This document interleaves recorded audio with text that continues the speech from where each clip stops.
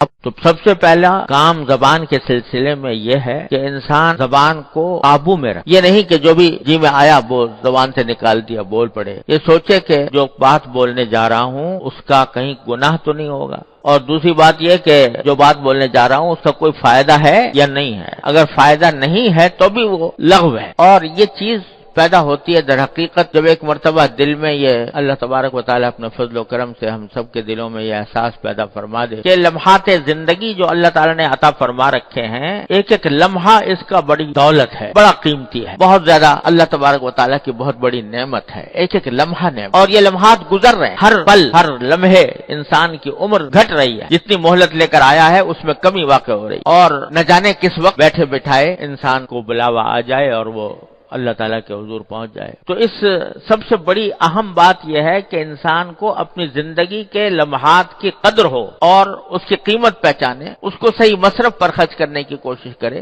اور بلا وجہ بے فائدہ کاموں سے اس کو بچائے. اللہ تعالیٰ جب یہ قدر و قیمت پیدا فرما دیتے ہیں تو اس کے نتیجے میں زبان بھی قابو میں آ جاتی ہے. پھر آدمی بولتے ہوئے بھی سوچتا ہے کہ میں جو بول رہا ہوں وہ کہیں گناہ تو نہیں ہو رہا یا بے فائدہ بات تو نہیں ہو رہی.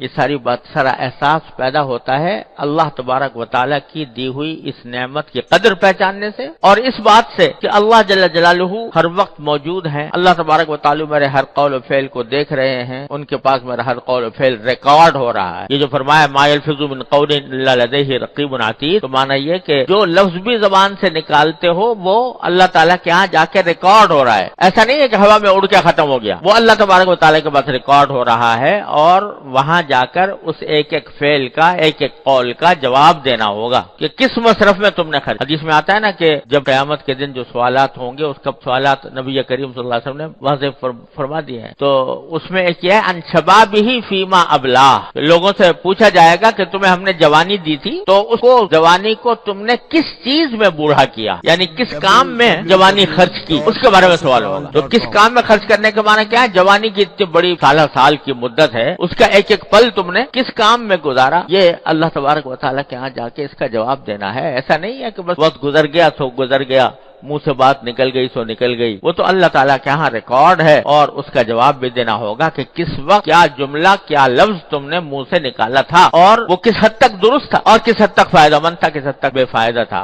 اللہ تعالیٰ اپنی رحمت سے یہ احساس پیدا فرما دے ہم سب کے اندر. راقب اللہ تجدہ تجاہک، اللہ تعالیٰ کا مراقبہ کرو، اللہ تعالیٰ کی نعمتوں کا مراقبہ کرو، اللہ تبارک و تعالیٰ کی دیکھنے کا مراقبہ کرو تو تجدہ تجاہک. تو اس مراقبے کے نتیجے میں اللہ تعالیٰ کو ہر وقت اپنے سامنے پاؤ گے. تو یہ مراقبہ اللہ تبارک و تعالیٰ کا، اللہ تبارک و تعالیٰ کے حضور حاضر ہونے کا، اللہ تعالیٰ کے حاضر اور ناظر ہونے کا، اس کے دیکھنے کا، اس کے سامنے جواب دہی کرنے کا مراقبہ کے معنی یہ کہ کثرت سے یہ تصور دل میں پیدا کیا کرو کہ اللہ تعالیٰ مجھے دیکھ رہا ہے، اللہ تعالیٰ میری باتیں سن رہا ہے. قرآن کریم بھرا ہوا ان اللہ سمیع بصیر، اللہ تعالیٰ سنتا بھی ہے دیکھتا بھی ہے، ہر بات سنتا ہے ہر بات دیکھتا ہے. تو اس کا مراقبہ کرو کہ میں اللہ تعالیٰ کی نگاہ میں ہوں، اللہ تعالیٰ مجھے دیکھ رہے ہیں. تو جب یہ احساس اللہ تبارک و تعالیٰ پیدا فرما دیتے ہیں تو پھر بندے کا ایک ایک قول میں ٹھٹک پیدا ہو جائے. ہمارے حضرت والا حضرت عارفی قدس اللہ تعالیٰ سرہ فرمایا کرتے تھے کہ تقویٰ کے معنی ہے خلش پیدا ہو. خلش